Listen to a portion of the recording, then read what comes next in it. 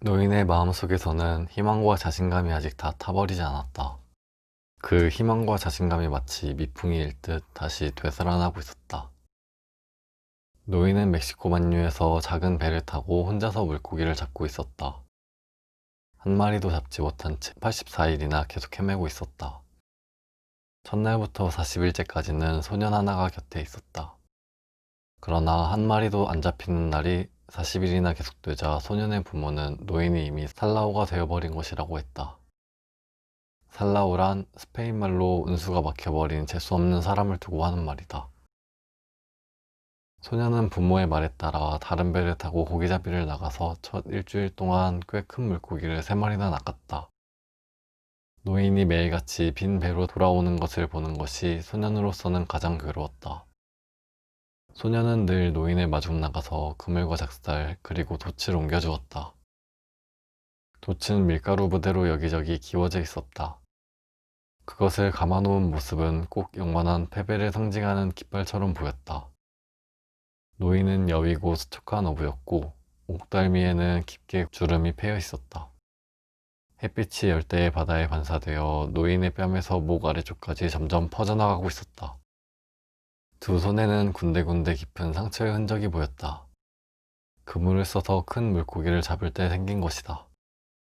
그러나 최근 생긴 것이라고는 하나도 없었다.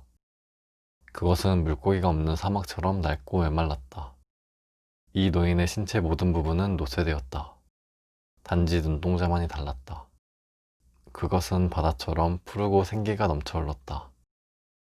소녀는 작은 배를 끌어올려 놓은 모래사장으로 올라가면서 말했다. 다시 함께 가고 싶어요. 돈도 조금은 모아졌는데. 노인은 소년에게 고기 잡는 방법을 가르쳐 주었고 소년은 노인을 따랐다. 안 된다. 노인이 말했다. 네가 탄 배는 운이 좋아. 동료들과 함께 그냥 그대로 있는 게 좋겠다. 하지만 기억나세요? 할아버진 전에도 87일이나 고기를 못 잡다가 나하고 같이 나간 후 3주일 동안 매일 큰 놈들만 몇 마리 잡았잖아요. 알고 있다. 노인이 말했다. 알아. 네가 나를 떠난 것은 내 실력을 의심해서가 아니지. 아버지가 날 떠나게 했어요. 나는 아직 아이라서 아버지 말을 들어야 하잖아요. 안다. 그야 당연한 일이지. 노인이 말했다. 아버지는 남을 믿는다는 걸 몰라요. 그래. 하고 노인이 말했다. 하지만 우리는 그게 되지. 안 그러냐? 네. 하고 소년이 대답했다. 테라스 식당에 가서 맥주를 마시지 않을래요? 고기잡이 도구는 그 다음에 치우면 되니까요. 좋지. 고기잡이들끼리는 서로 사양하지 않는 법이니까. 그들은 테라스 식당에 가서 자리를 잡았다. 노인을 보고 놀려대는 어부들도 많이 있었으나 노인은 화를 내지 않았다. 그 중에는 나이가 든 어부도 있어서 그를 보고는 마음 아파했다. 그러나 그런 마음을 내색은 하지 않고 그날의 조류가 어땠는지, 어느 정도 깊은 곳에 그물을 내렸는지, 이 날씨가 당분간 계속될 거라든지, 그리고 자기들이 겪은 여러 가지 일들에 대해 사이좋게 이야기하고 있었다. 그날 고기를 많이 잡은 어부는 벌써 돌아와서 낚아올린 다랑어를 말려서 두 판자 위에 길게 눕혀놓고 판자 끝에 한 사람씩 붙어서 비틀거리며 어물창고로 운반해 갔다. 그들은 거기서 아반 어시장으로 가는 냉동트럭이 오기를 기다렸다. 상어를 잡은 어부들도 강 입구 반대쪽 연안에 있는 상어 공장으로 잡은 상어를 운반해 갔다. 거기에서는 상어를 갈고리로 꿰어서 끌어올린 후 간장을 빼내고 지느러미를 잘라내고 껍질을 벗긴 후 소금에 절였다. 바람이 동쪽에서 불어오면 항구를 가로질러 상어 공장으로부터 여기까지 냄새가 풍겨왔다. 오늘은 냄새가 조금밖에 안 났다.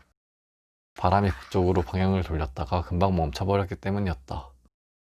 테라스 식당 앞은 따뜻한 햇볕이 내려쪼이고 있었다.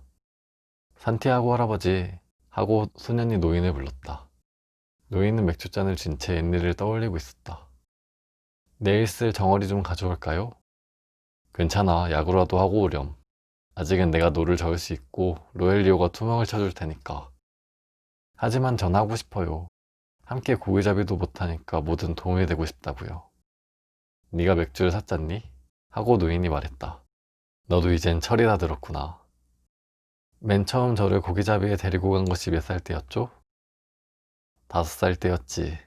그때 내가 너무 팔팔한 고기를 낚아 올려 그놈이 이 배를 산산조각으로 부숴놓을 듯이 펄펄 뛰는 바람에 하마터면 넌 죽을 뻔했다. 기억이 나니? 그럼요, 기억이 나요. 물고기가 꼬리를 치며 굉장히 펄떡거렸지요. 판자가 부서지고 물고기를 곤봉으로 치던 그 소리가 아직도 귀에 쟁쟁한걸요. 할아버지가 저를 뱃머리로 떠밀어 버렸잖아요.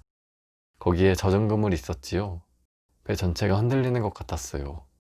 할아버지가 나무를 찍어 눕히듯이 그놈을 두들기던 소리며 피 냄새가 온몸에 풍기던 일들이 다 생각나요. 맞아, 너 정말 기억이 다 나는 거냐? 아니면 내가 너에게 얘기를 해주어서 알고 있는 거냐? 다 기억이 나요. 전 할아버지하고 고기잡이를 시작했을 때부터의 일은 다 기억하고 있는걸요. 노인은 햇볕에 그을린 믿음직하고 부드러운 눈길로 소년을 바라보았다. 만일 네가 내 아들이었다면 다시 한 번 더 데리고 나가서 어떻게든 한번 해보겠는데 하고 노인은 말했다. 하지만 너는 부모님이 따로 계시고 게다가 네가 탄 배는 운이 매우 좋아. 정어리를 잡아올까요? 그리고 미끼도 전처럼 4개 정도는 구할 수 있는 데를 알고 있다고요. 내게도 오늘 쓰던 게 남아있어. 소금에 절여서 상자에 담아놓았단다. 4개 모두 새 것으로 구해다 드릴게요. 아니야, 한 마리면 돼. 하고 노인이 말했다. 그의 마음속에서는 희망과 자신감이 아직 다 타버리지 않았다.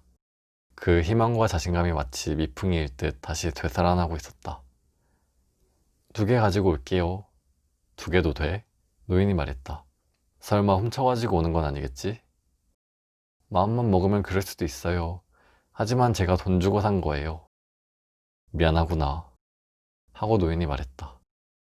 그는 단순한 인간이었기 때문에 일단 양보를 한 뒤에는 꼬치꼬치 따지는 일이 없었다. 그러나 노인은 자기가 양보를 했다는 것을 알고 있었고 그것이 창피한 일도 아니며 또한 자존심을 손상시키는 것도 아니라는 것을 알고 있었다. 파도가 이런 상태라면 내일은 날씨가 좋을 거다. 하고 노인은 말했다. 어디까지 갈 생각인데요? 아주 멀리 나가서 바람이 바뀌는 대로 돌아오도록 하지. 동이 트기 전에 떠날 생각이란다. 그럼 저도 선장님을 졸라 멀리 나가서 고기잡이를 하자고 하겠어요. 하고 소년이 말했다. 그래야 할아버지가 정말 큰 놈을 낳게 되면 우리가 가서 도와드릴 수 있잖아요.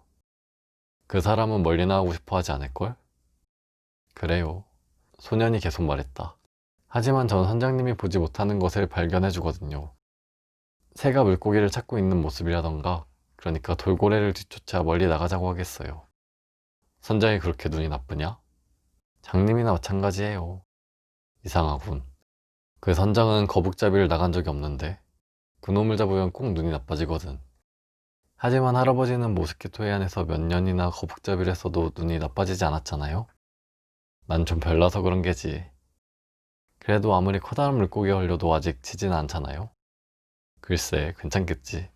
그리고 여러 가지 기술이 있으니까. 이젠 고기잡이 도구를 날라요. 하고 소년은 노인을 재촉했다.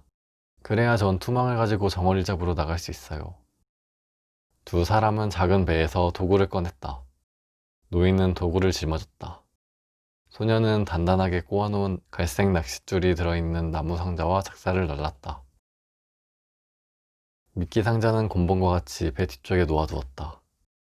곤봉은 큰 고기를 낚아 배천으로 끌어올릴 때 그놈이 버둥거리지 못하도록 하는 데 쓰는 것이다. 아무도 이 노인의 물건을 훔칠 사람은 없었다. 그러나 독과 굵은 낚싯줄은 밤이슬을 맞으면 안 되니까 집으로 갖다 두는 편이 더 좋았다.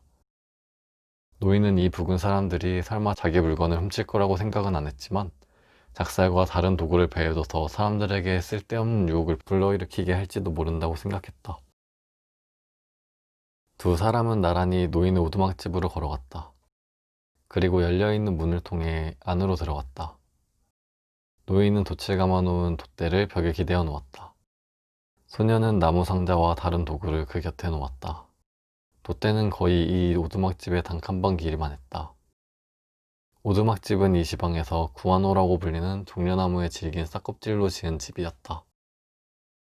방 안에는 침대 하나, 식탁 하나, 의자 하나뿐이었고 흙바닥 위에는 숯불로 음식을 해먹을 수 있는 붓두막이 있었다. 벽에는 그림 2장이 붙어 있었다. 한 장은 내숭의